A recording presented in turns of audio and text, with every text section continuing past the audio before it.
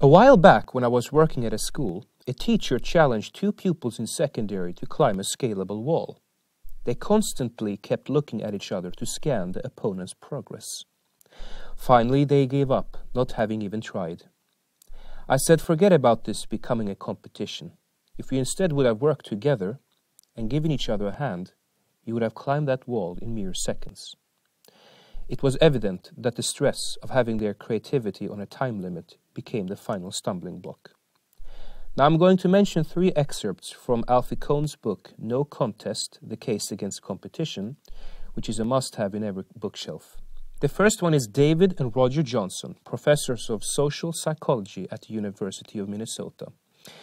They reviewed all the studies they could find on the subject of competition in schools from 1924 to 1980.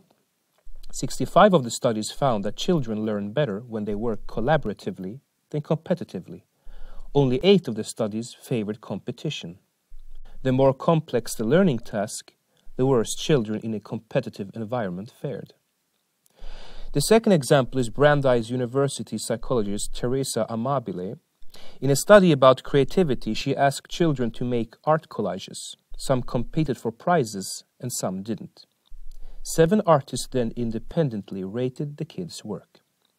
It turned out that those who were trying to win produced collages that were less creative, less spontaneous, less complex and varied than the others working cooperatively. The third example is Professor Terry Orlick, PhD in sports psychology.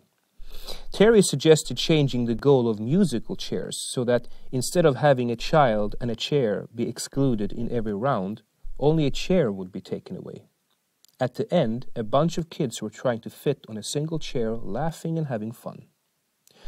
Now, we shouldn't just wait for school to initiate collaborative methods. We can do it in our homes from early on, as Terry Orlick just showed.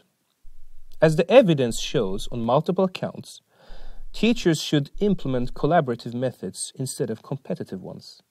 Group work is, in my mind, not only to accomplish a task. It is structuring work so that the team members are reliant on each other's work, and also to teach one another. By pausing before speaking their mind, the value of patience is key.